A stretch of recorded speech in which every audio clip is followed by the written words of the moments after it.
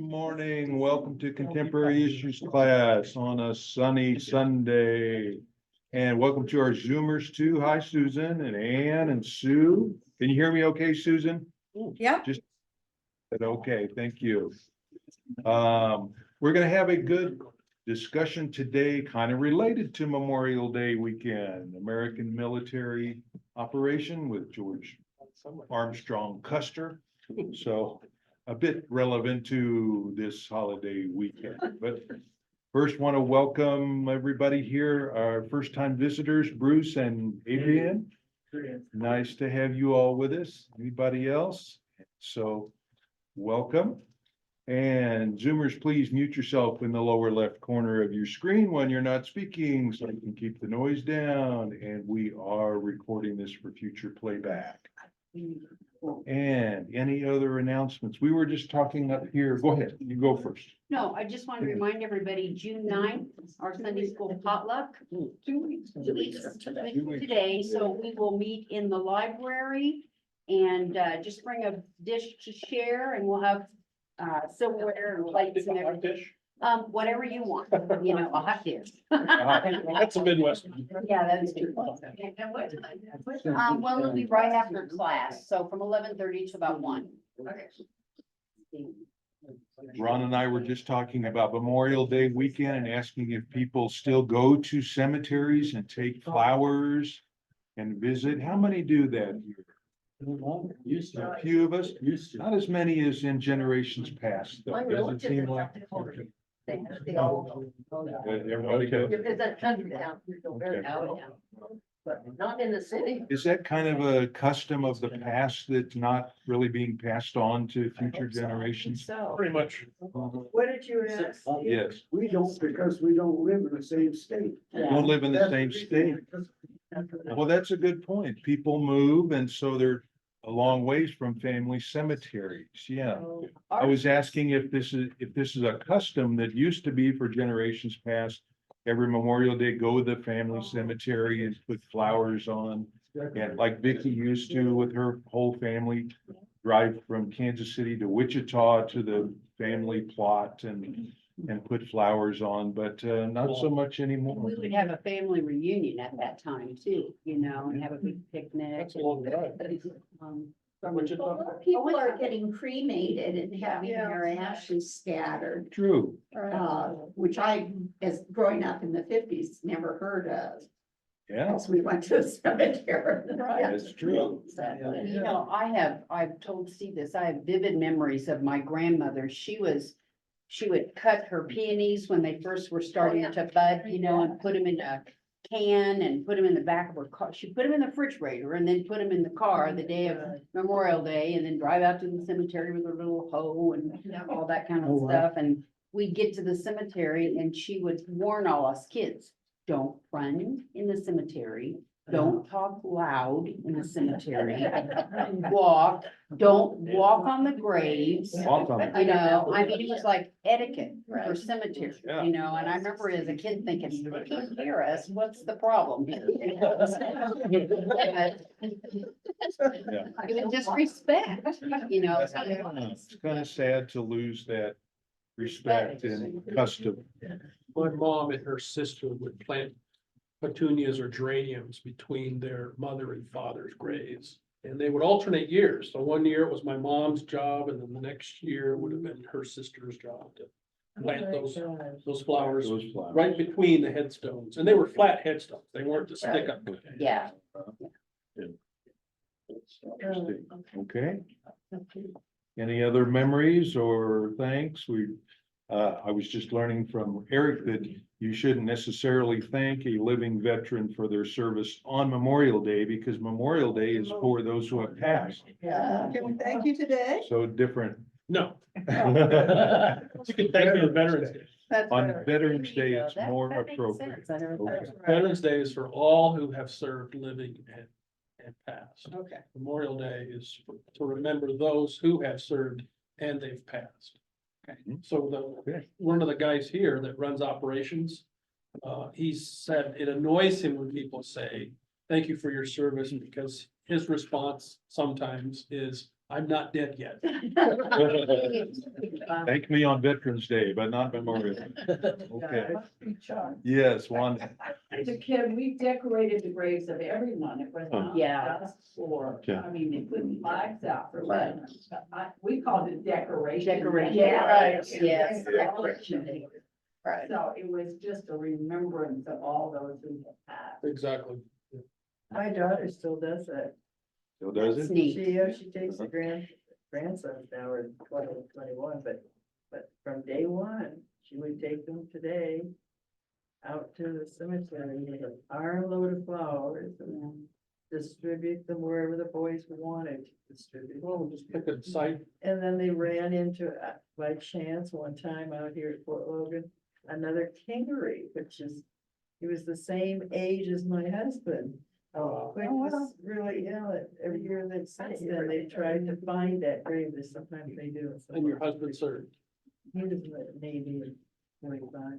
Very good. Yeah, Okay. yeah. I love that, Well, yeah. we want to, go ahead, Lola, and then we'll go start Ron's Sorry. presentation. I just was remembering too that on Sunday before Memorial Day, we always in church sang all really patriotic. Yes.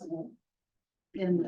We did that today. The whole, yeah, Same but one. it was like onward Christian soldiers. Uh-oh. Just everything. Okay, That was- okay. Well, for our newcomers especially, I want to introduce Ron Puning, our class member, who is a retired engineer and does a lot of book reviews for us and presents different topics, and he's a wonderful presenter.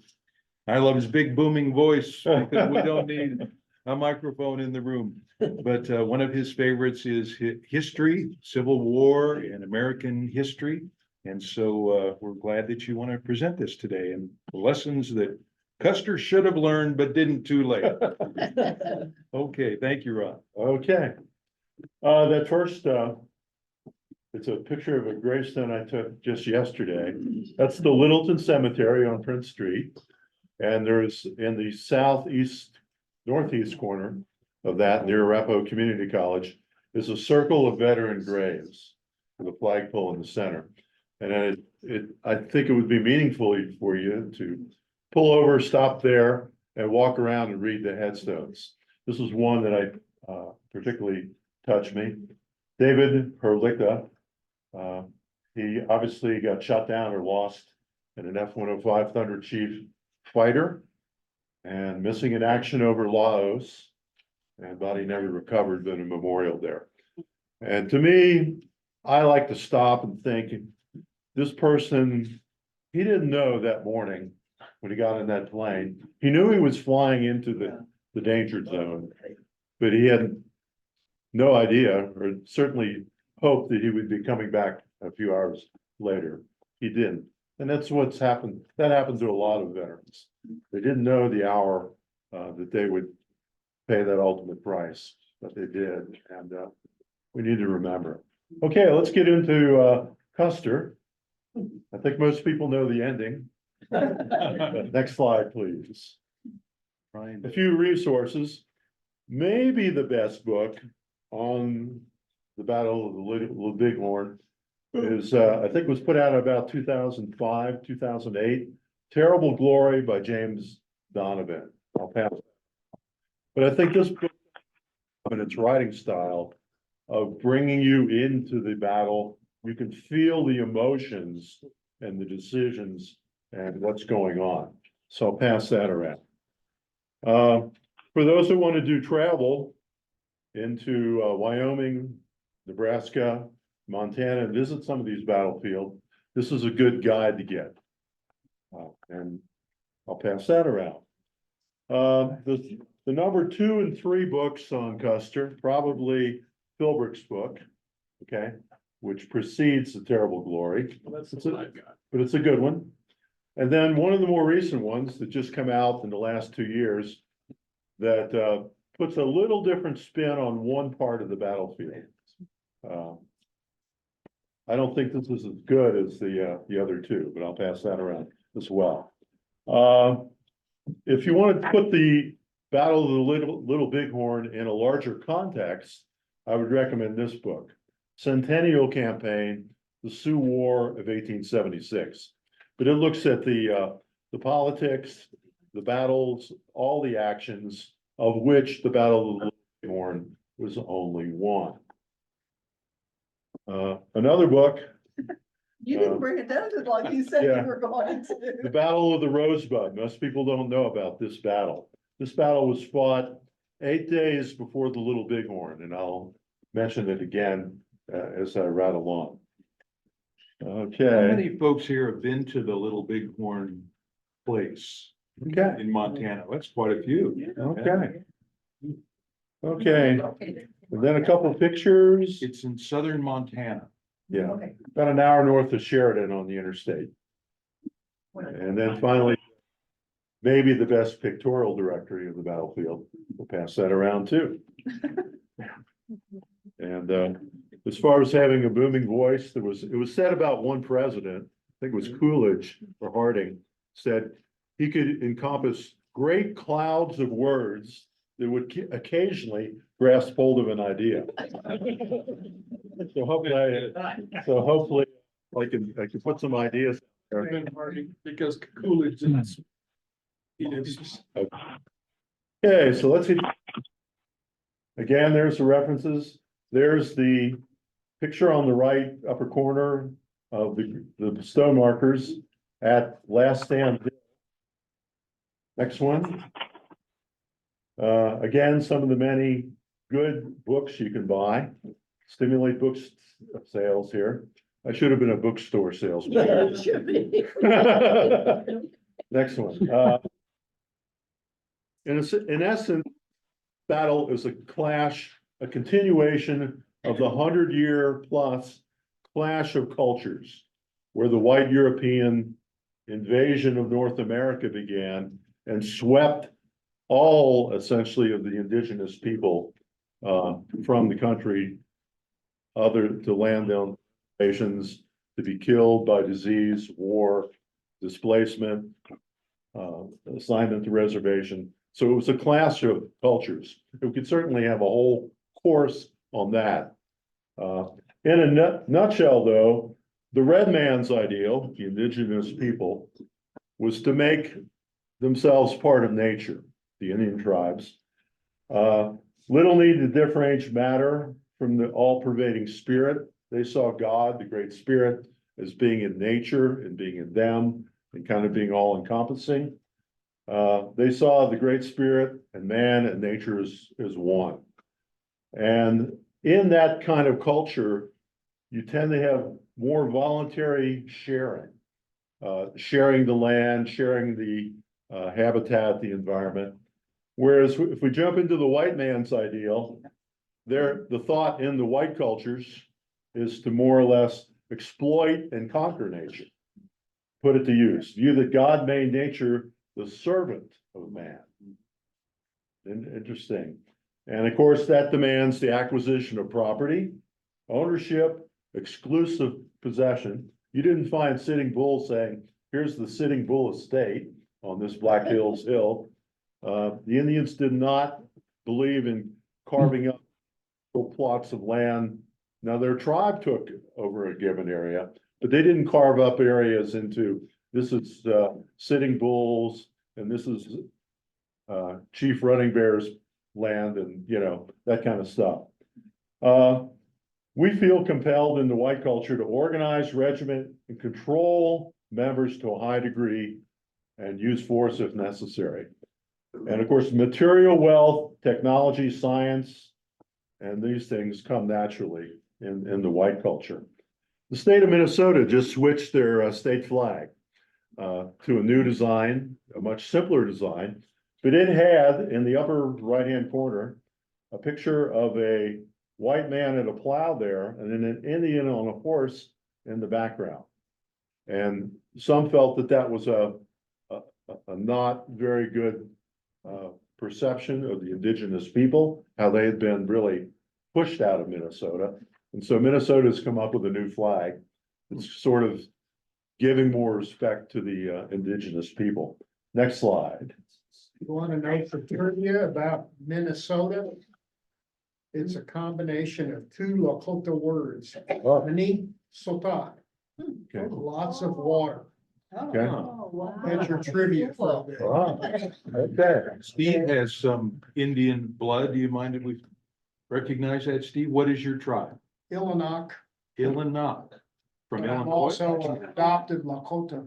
Okay. Adopted Lakota. Is there anybody else in the class that has significant indigenous heritage in your ancestry? Okay, just curious.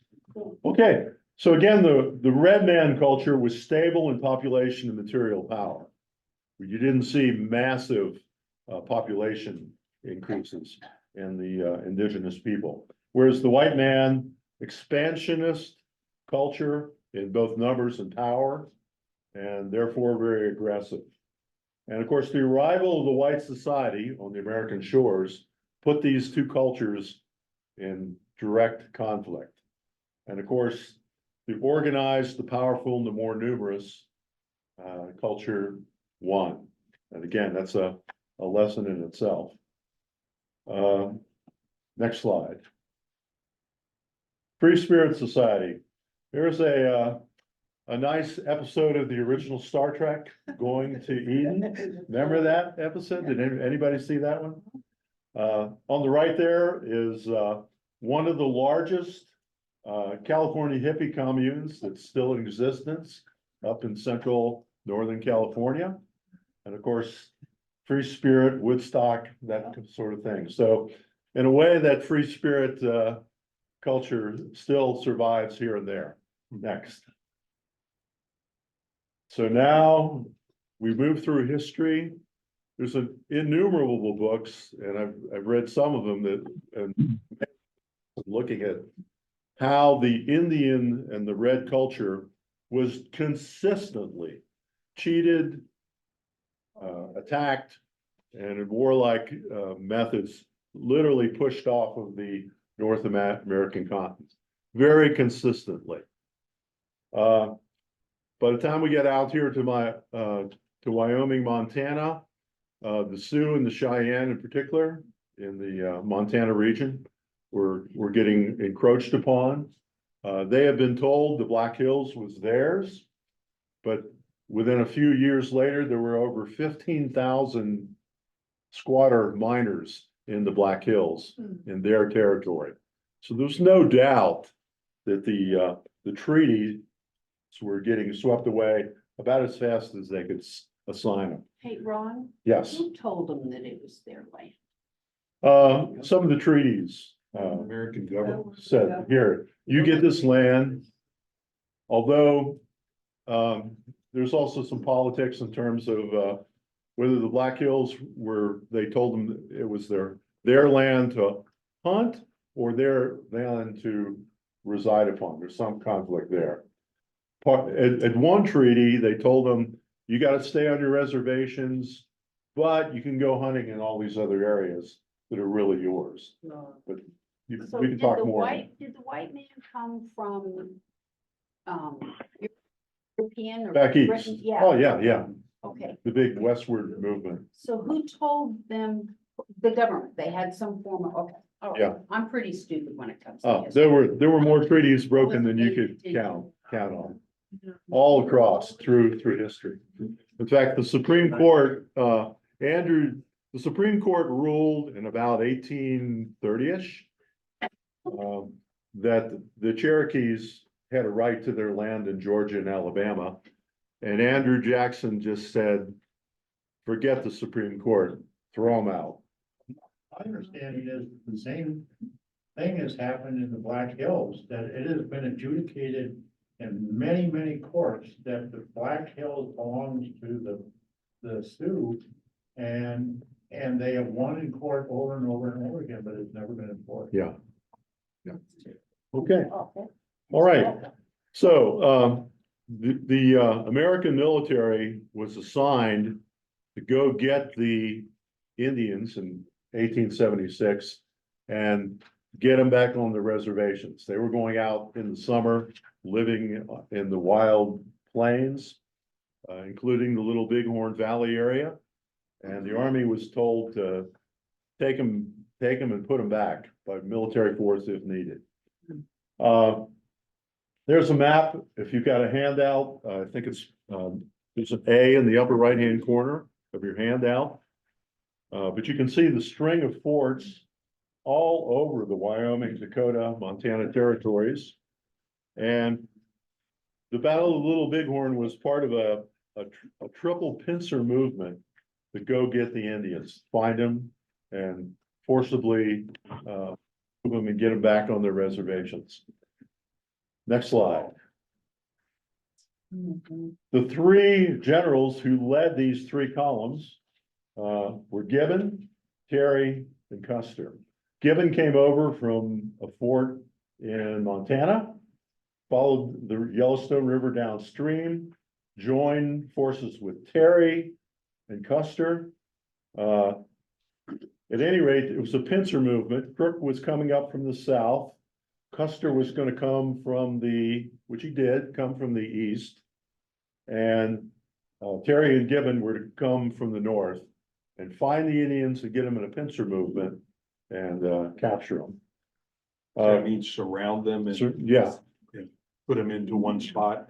and literally by gunpoint if necessary, collect them and put them back where they came from. And which tribe helped? Which tribe? The Sioux and the Cheyenne were the main Which tribe helped? Custer, Crows mostly. Crows. Yeah, You win the prize. yeah. Okay, They're still at odds today. yeah. So Crow and Lakota. as all these divergent forces were on the move from different directions, coming in to find the Indians, there was a battle called the Rosebud. It was only 8 days before the Battle of the Little Bighorn. And on the Rosebud, there in Wyoming, as the crow flies, this is only maybe 35 miles from the Custer battlefield. There was a massive battle involving thousands of participants. And Crook failed to quickly communicate the intensity and the numbers of that battle back to the other people. Had they known that over 1,000 Indian warriors had congregated on the Rosebud and essentially repulsed Crook's advance, Custer may have had to think again. Next slide. Correct me if I'm wrong, but did Custer come in from the east with Terry as part of Terry's column? No, they split way before that. Terry was with Gibbon. You can see on this slide. So they split up. Yeah, we see, and again, my laser pointer doesn't work, but we can, on this screen. But we can see Custer coming down from the north, Yes. going up Rosebud Creek. By the way, the Little Bighorn and the Rosebud and several of the other creeks and rivers are flowing north at this point. Oh, okay. For the Yellowstone. Yeah. So here we go. Next slide. Or let's go back to that one. I want to show the Rosebud again. Each side had roughly, what does it say? About 100 killed on each side in the Battle of the Rosebud. That was, And I'm eager to go to that battlefield. that and was visit. south of there, right? Yeah, but south and to a good degree, eastward as well. East. Okay. Next slide. Okay, so Custer's on the move. He's gonna go over the mountains from the east, from the Bighorn. His plan is to come into the Little Bighorn Valley and enter it from the south and go downstream and find the Indians and remove them. There's a famous place called the Crow's Nest. This is a promontory 13 miles away from the Wolf Mountains. And here Custer's scouts, who are mostly Indians, mostly Crows, observe the huge pony herd and evidence of a large village down there. Custer decided he'd better attack quickly. It was about noon. He was still 15 miles away. He decided they had spotted him. He better hustle down the valley and attack them before they scattered. Next slide. Or back one, that one, yeah. here's a couple warnings he gets from his scouts. A scout called Half Yellowface told him, "Do not divide your men. There are too many of the enemy for us, even if we stay together. If you must fight, keep us together." Another one, Custer replied to him, "You do the scouting and I will attend to the fighting." Arrogance. Yeah, Half Yellowface began to strip off his clothes and paint his face, and Custer asked what he was doing. Custer said, or Yellowface replied back to him, "You and I are going home today, and by a trail that is strange to both of us." And it was his way of saying, we're gonna go on a hike to, yeah, a promised land. And then Mitch Boyer, who was French, half Indian, said there are more Indians down there than they could handle, and if they went down into the valley, they would both wake up in hell the next morning. So he wasn't as up which direction they were going after that. Next one. No Valhalla. Okay. All right, so how many men did Custer have before he divided his force? I think this little Excel spreadsheet thing is if you can read the numbers. The answer is if you pack all the numbers together, about 650. Custer would put about 220 in his group. He gave Reno about 175. So, and he gave Benteen much smaller group, 115. And then the pack train that had a lot of ammo and food. How many did the Indians have? They think the Indians had at least 1,800 warriors, and maybe more.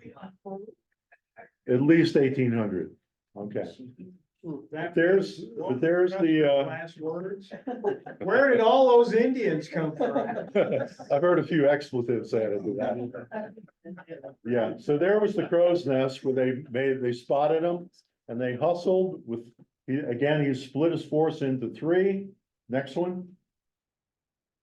And they come roaring down the valley, and the first person to make contact is Major Reno on the left. And if you've got your hand out, I think it's number B. Reno comes in with his less than 200 guys, comes down, he's on the west side of the Little Bighorn, and he encounters an Indian camp that is just monstrous in size. The Indians rush out to meet him. He's ordered to make an attack, but he's got less than 200 men. He looks at the numbers, the sheer numbers of Indians in front of him, women, children, the whole village, and all the warriors. And he decided real quickly, oh my God, this isn't gonna work. You don't take less than 200 and attack over 2,000. It's not gonna have a happy He ending. went back across the river. He split his attacking cavalrymen. They dismounted. They formed a thin skirmish line, and very quickly they started falling back as the Indians started joining them, and they fell into some cottonwood and brush grove on the banks of the river. Very pleasant place. It wasn't a war, and the Indian numbers just started growing by the minute. And he's in there in that grove for no more than a half hour. And this is where Reno gets some serious criticism. He basically said, run for your lives, every man for himself. We give up. Interestingly, about 15 guys in that group didn't hear the message and went and hid in the brush and didn't get found for the most part. But the rest of them ran like scared turkeys, got pursued by the Indians. You're supposed to retreat in order with rifle fire and falling back in an orderly fashion. The Indians said it was a buffalo hunt. They were just running after them. They were running for their lives, going up a ravine, heading for some high ground. Yep. They spotted, and they lost about 90 troopers of his and wounded or killed, fleeing from that Indian. So the first attack on the right was an utter disaster. Next slide. Reno's retreat. Reno abandons the timber, his retreat disintegrated into a rout of pursuing warriors right in amongst the troopers, killing more than 30 soldiers. Indian casualties are few. A quote from Luther Hare, the 7th Cavalry. He said, "We've had a big fight in the bottom, got whipped like hell, and I'm damn glad to see you." That's after he made it to the top of the hill. Okay, so next slide. Reno, again, the totally disorganized retreat across the river. We can see the river, we can see the banks are a bit steep there. A lot of troopers were trying to ride their horses up that slippery bank. They were just getting shot in the back and taken off their horses and scalped. Yeah, and there's that ravine. So they're trying to go up that ravine, and most of them did get up that ravine. But they're getting killed and captured and tortured right and left. There, Well, Reno's crossing. Did they have guns? Yeah. that's what I Or was did gonna they ask. have arrows? The answer is, in fact, the latest book said, particularly the Cheyenne had far more good Winchester rifles Okay. than Custer realized. Where'd they get them? That's my question. By the traders, yeah. They had some of the best rifles. In fact, the Winchester rifle that some of the Indians had was superior to the carbines carried by the 7th Cavalry. So Reno's making this mad retreat up the hill. Again, he started with less than 200 men. By the time they get to the top of the hill, he's got like more, just a little over 100. He lost 30–40% of his men running like hell. Next slide. There was an old saying, "Save the last bullet for yourself." Mhm. The Indians carved you up like a turkey if you were wounded or captured. Some of the troopers captured in this battle were beheaded, had their skulls put on stakes, posted in the Indian village. The women would take part in the mutilation of the wounded and dead. If you were wounded, you were gonna get tortured and then chopped up like a carved turkey. It was nothing. So there was a saying, save the last bullet for yourself. And later they did discover a few of the men on Custer Hill trying to get away did save the last bullet themselves and avoid the torture.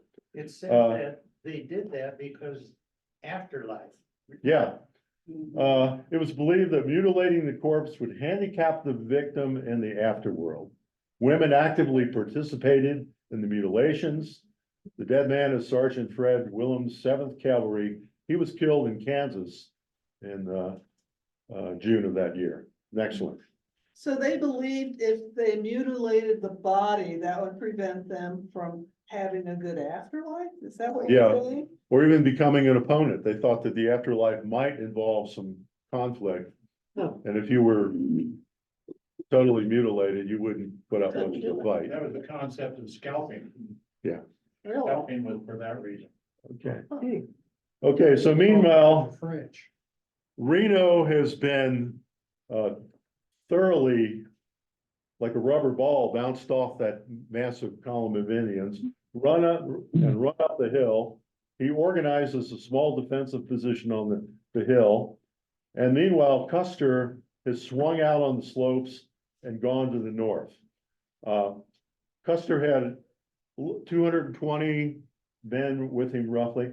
They went down a coulee called Medicine Coulee. And most historians feel like Custer might have been able to win the battle here still. Remember, the Indian women and children were embedded in this massive encampment. And like he had done at the Battle of the Washita in Oklahoma, Custer won there by basically swooping in on the women and children, capturing them and taking them as hostages. And many feel like if Custer could have crossed the river with his unit, cut into the village and captured a good number of women and children, he could have won the battle by default in this method. Unfortunately, he met some really tough Cheyenne at that ford who were well equipped with some Winchester rifles. And They went down Medicine Coulee. A coulee, of course, is a large gully, not a small, but a big enough one. It's not a full valley. It's kind of intermediate between a gulch and a valley. But they came down the coulee, and there's a lot of debate today, how many companies roughly 40 guys, did Custer send down that coulee? Some felt, the latest book, one guy said he thinks the whole gang went down there. Most historians, though, think 2 or 3 companies went down and 2 stayed up on the ridge. But they were beaten back at the coulee, and most feel like the battle was probably finished when they couldn't get across that coulee. Custer's companies got turned back. They had no chance of capturing the Indian women and children, were swooping into the village. The battle was essentially lost at this point. Next one. Notice the battle started about 3 in the afternoon. That's relatively late in the day. It's not an early start. But we see now Custer swings even further north, splits his companies up into 5 groups, and tries to make a run for another ford further upstream. But they couldn't get the 4D, or certainly get enough force to cross it. And then that second picture on the right, we see a cluster. Reno and Benteen are down there on the hill, making a little fort, you might say.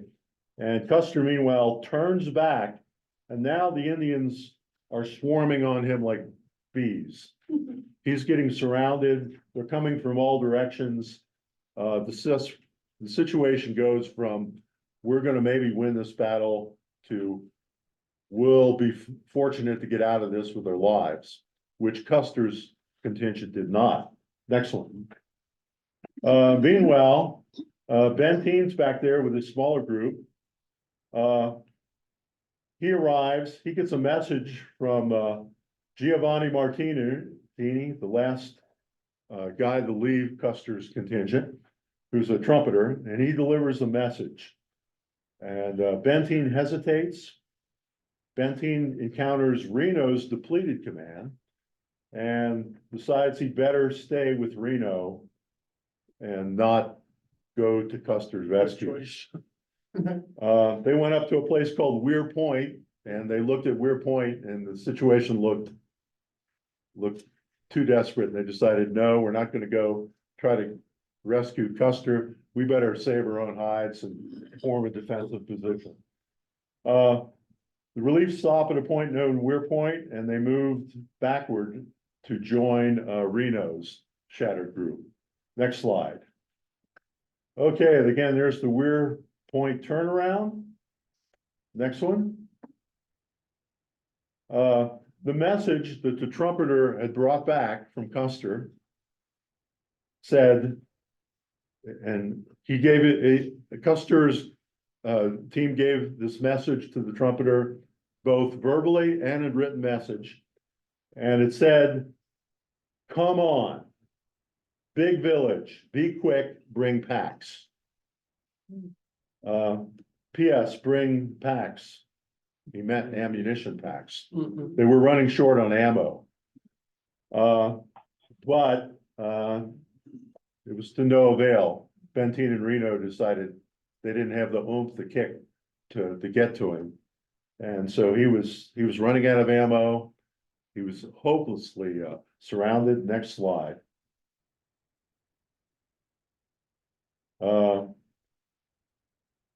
Benteen took the fence on the hill. Let's see, go back to one below that. One up. Frederick, oh yeah, we did Benteen. Down one more. Okay. Okay, so Custer's getting surrounded. They're in big trouble because there's no good cover out there. There's tall grass, and if you put your nose down in the tall grass, they tend to not be able to see you, but the minute you get up, you're in trouble. They did form a defensive perimeter by shooting their horses.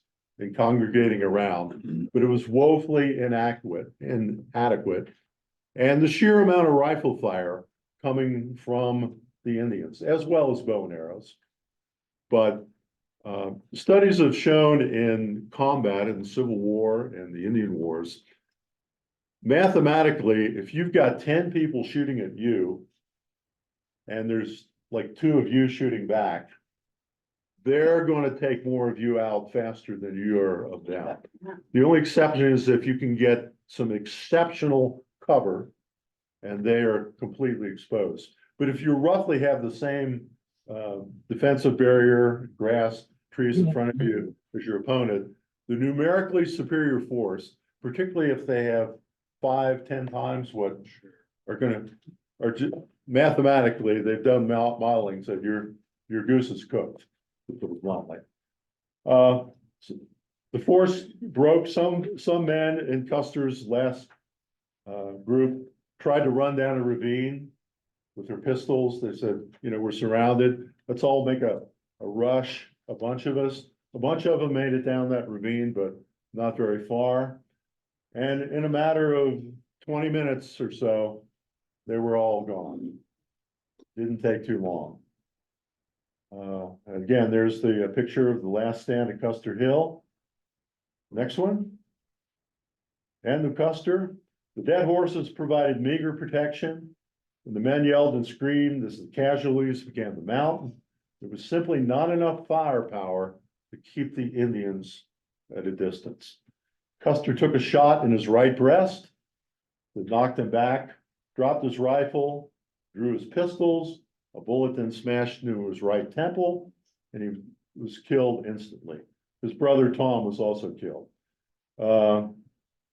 And Custer had a lot of good friends and relatives in his contingent, and of course they all got wiped out in a matter of minutes. Since Mitch Boyer led a group down that, and his nephew Audie and his relative Boston tried to run down that hill with their pistols to try to see if they could run through. And they made it maybe 100 yards or so, and they all got wiped out. So not a very happy ending for a brave group of men. Next one. Okay, meanwhile, back at the ranch, back at the Reno fortification, they tried to fortify the small hill, Reno, Benteen, the pack train. They're badly outnumbered. And they're in a somewhat reasonable defensive position, but not a good one. Didn't they dig rifle pits? They tried to dig whatever they could. They didn't have much digging equipment. They were at least on a hill, which gives you some cover. And they had a surgeon with them, Dr. Porter, who tried to put a small hospital in one depression area to collect and treat the wounded. They desperately ran short of water and ammo. And here's where a lot of men earned a Medal of Honor. The wounded in particular were desperate for thirst. And the whole unit was desperate for water. It's a hot June afternoon. The sun's beating on them. And they asked for volunteers. About 20 men went down this ravine they called the Water Carriers Ravine, or nicknamed it that, and took every water containing vessel they could down there, filled it up, and made it back up. Don't ask me how, but the brush was fairly thick. There weren't a lot of Indians on that side, and they made it down there. And almost everybody who had volunteered for that contingent, and I think about 15 of them got down to the river with all their canteens and stuff, filled them up, brought back the water. They did have some sharpshooters try to cover them as they made that journey down to the river and back. And many of them were given the Medal of Honor for that brave act. And of course, they distributed the water first to the wounded who were suffering so badly, and then to the other men. As it turns out, had the Indians continued their attack that day and continued attacking them, I believe the next day for a good bit. And they fought desperately to beat back the Indian attack, which they did. But had the Indians pressed the attack, kept it going longer into that second day, the general feeling is they could have totally wiped them out. Their ammunition was running, even with the pack train, too low, and the number of casualties was mounting. So, Like Ukraine. Was Right Reno, on. were Reno and Benteen adjacent to the pack train at this point? The pack train had picked up and got into their, It was there. it was there. Okay. And that's something people fail to realize in combat. You know, they show a lot of these war movies, particularly Vietnam, they'll show a guy spraying the brush with 100 rounds of ammo. If you think about it, really, if you're a foot soldier and you're already wearing a helmet and equipment and a rifle and a canteen, and a backpack, how many metal bullets can you really carry with you? I know at D-Day, the paratroopers that were paratrooped into the back behind the Germans' lines were given 88 bullets. Yeah. And so they were acutely aware that they couldn't get into much of a battle. With a repeating rifle, you can go through 88 bullets in a hurry. And wasn't Custer trained at West Point, highly skilled in military tactics and strategies? And he Yes. had, during the Civil War, had been decorated for his brilliant strategies. Yeah, in fact, he performed brilliantly at several battles, including Gettysburg. Came in from the east. And most historians now, and I'm glad this is the last slide discussion. And my personal assessment, most people feel, not the most, but many feel that he did the best he could. He was kind of like a General Patton. He was very decisive, very, made pretty good decisions. Where he really screwed up was and the whole command, not only him, but on up through the ranks, badly underestimated the number of Indian warriors that they could assemble. And the fact that compared to Washita 5 years or more earlier, how many more rifles and how much more ammo the Indians had. But his basic decision to use a attack with Reno, slide around here, have another attack from the side, most consider that was pretty good tactics. He was a very brave and bold decision maker. He was kind of like a General Patton. Isn't that what they tried to do at Gettysburg? The different, The Southern, yeah. attacked several, they attacked every part of the line, basically. Well, Custer came in from the east at Gettysburg. It's called the East Cavalry Battlefield. Most people never visit that part of the battlefield. But he came in with his Michiganders from the east. And allegedly, this one author says, he tried to link up with Pickett, who was charging across from the other side.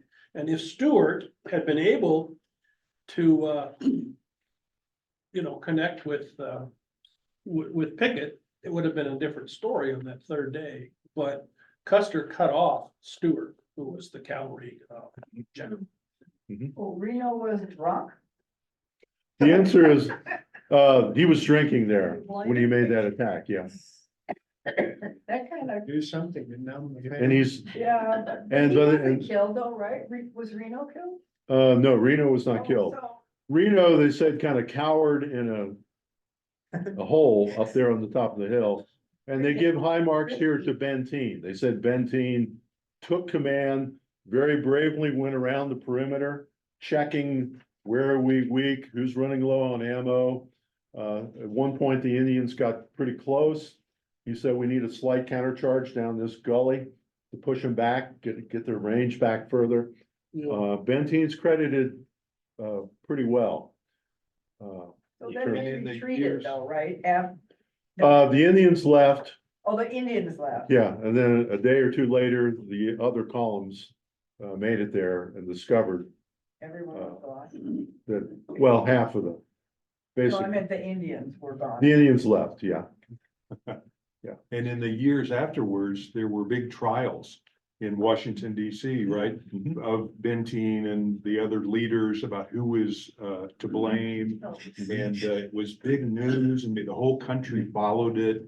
And I don't remember what the outcome of that was, but They acquitted. it was the big story of the time. Yeah. they largely, no one really got the blame nailed on. Follows the theme of our sermon today.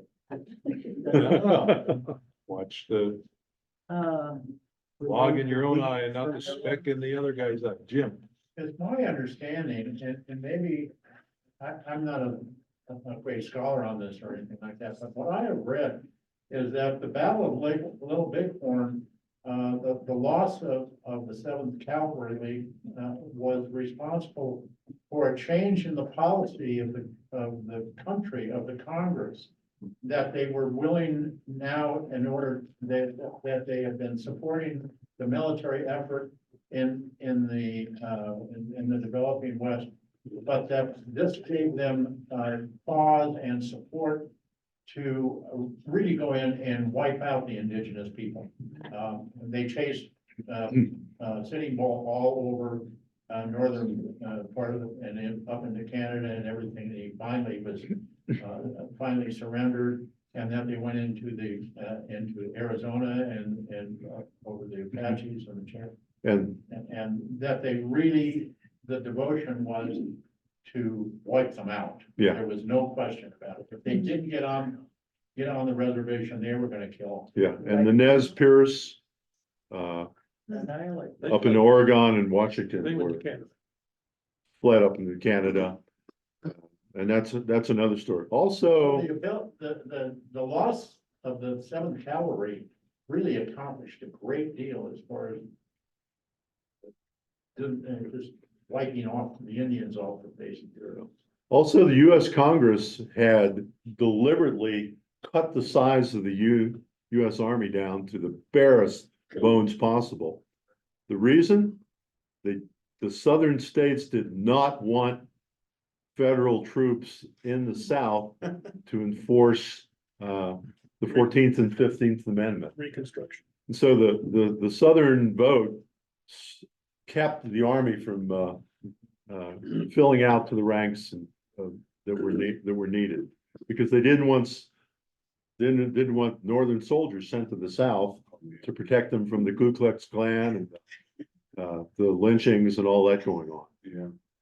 We've got about 7 minutes left. I want to give our Zoomers a chance to ask questions or make comments. If you have anything, go ahead. I want you to feel like you're intruding on the discussion in the room.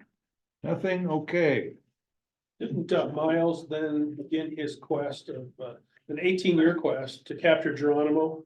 Didn't he go southwest? Miles Kehoe, General Miles. General Miles, I'll have to look. I think he was the one that chased Geronimo for 18 years. You know, in infantry like that, what happens to the bodies? Do they just leave them there to rot, or do they try and do a burial? They did some Burial. They did some temporary burials of some of them, then reinterned some of them into better quality graves. But that's, Fast.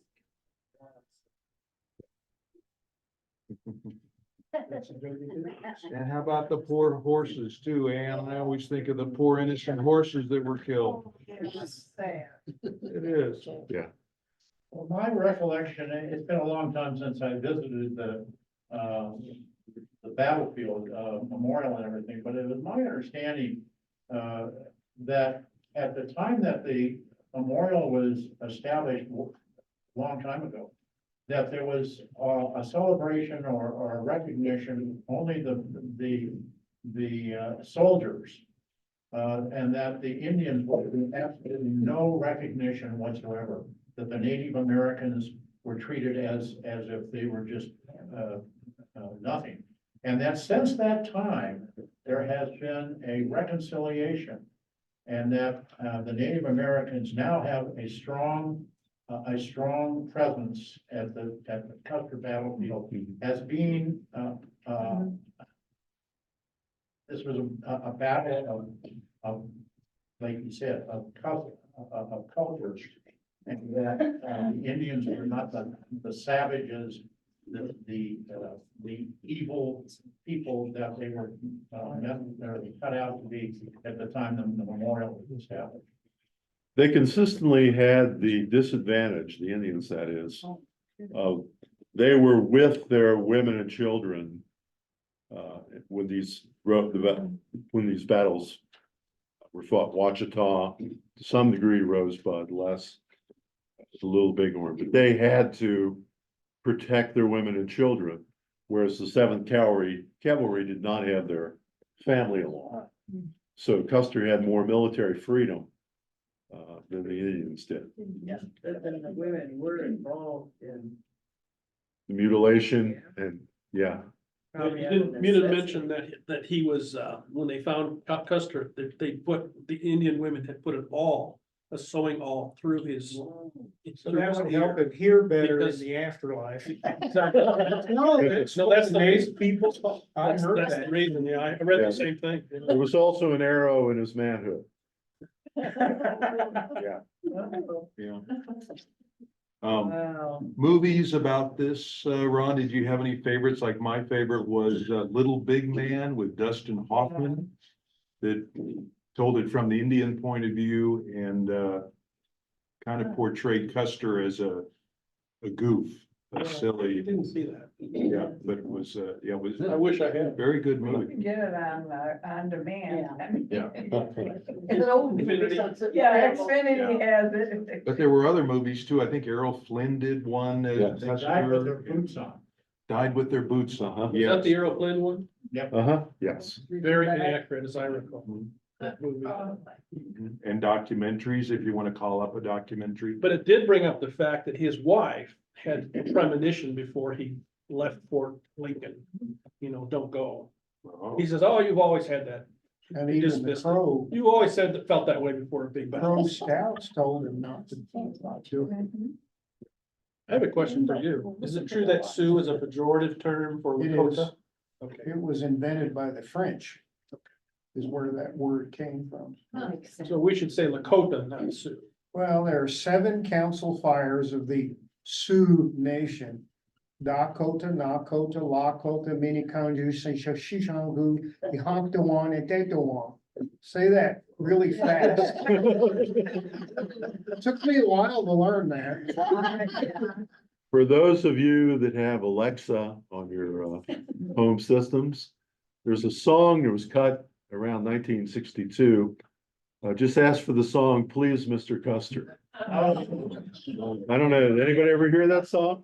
It's, yeah. I don't want to go. Oh, his soldiers are saying that to him. I don't want to go to Little Bighorn. Yeah. Oh, boy. Yeah. Interesting. The Victory March into Washington DC, he was riding at the head of the Grand Army of the Republic. Past President Johnson at that point, when they came in at the end of the Civil War. And he was the lead horseman riding in Yeah. on his white horse riding down. When did the Indians finally surrender? All of them, and there was no more opposition? Does anybody know? Was it 1890s? Steve, is that about right? That's what Wounded And Knee, they were That's all, the Wounded Knee, 1890s. pretty much the last The one. Nez Perce were the last ones to hold out. The Nez Perce, by the way, were considered maybe the most civilized of all the Indians. They didn't kill women and children. They didn't mutilate or torture. They negotiated. Chief Joseph. Yeah, even Sherman said that they were the nicest Indians he'd ever met, you know, but they wanted to get them out of the way. And that was they finally got the Nez Perce completely Surrounded, contained around 1890-ish. and that's when Wounded Knee took place. Yeah. and today, do most of the Indians live on reservations? Or Indian people All over. everywhere, in cities and everywhere? Okay, I think most of us don't know about their conditions today. So, My cleaning lady is, a Navajo. really? She's from Arizona. Uh-huh. And she goes back for different things, but she came from the reservation. And her family still lives on the reservation. Some live here, but they live all And they're over, pretty but sad. yeah, they still live. Yeah, some of them don't have any water. I think hers was a little better, mother has a house, stuff like that. She's in like the area where the three come together, what's it called, Four Corners. yeah, Four Corners, she lives in the Four Corners, in that And now reservation. Monument Valley is part of the reservation, so you have to get a guide to go in. You can't just drive in like I did when I was a boy. You have to, Oh, Even if you're Native American and you're Well, on that reservation? yes, you can go in. Oh, okay, I was gonna say, cause she, But as a non-native, you need to hire a guide or go in. okay, cause she lives in the Four Corners area.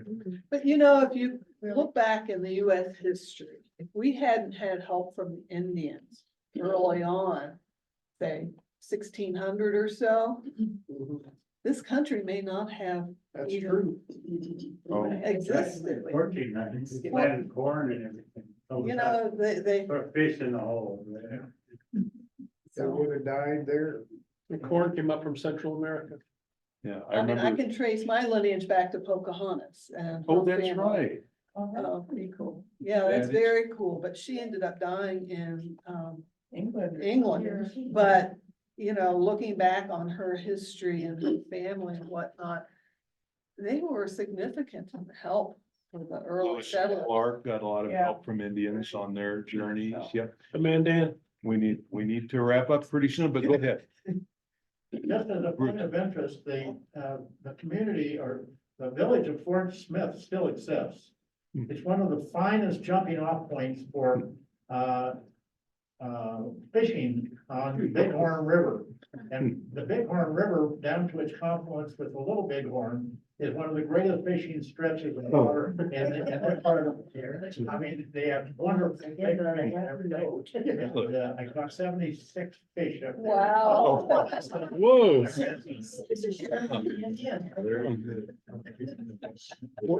Alrighty then. Okay, any final comments, Oh, there's there. questions? Jane, Well, I was going to say, as we travel around, we find the routes that we've traveled have new signs put up all the time. That's good. This belongs to the certain tribe, or this Indian group, or the American group, so they're still putting up, yes. Mount Evans just renamed Mountain Blue Sky Sky. recently. Yes, so their influence is still great. Which is Yes. wonderful if you ever want to go up there. You haven't been up Mount Evans, Mount Blue Sky, go. Yes, it's great. There's 4 new national monuments around the Grand Canyon, and they all have Native American names. Okay. As far as water goes, slowly but surely, they're getting some of the good water right back. In the Four Corners area. Great. Very expensive. Good to know. Slowly happening. Okay, very good. Thank you, everybody, for good Okay. discussion. Thank you, Ron. Thank you, Ron. Bye. It's free lunch. I didn't pay attention to any history during high school.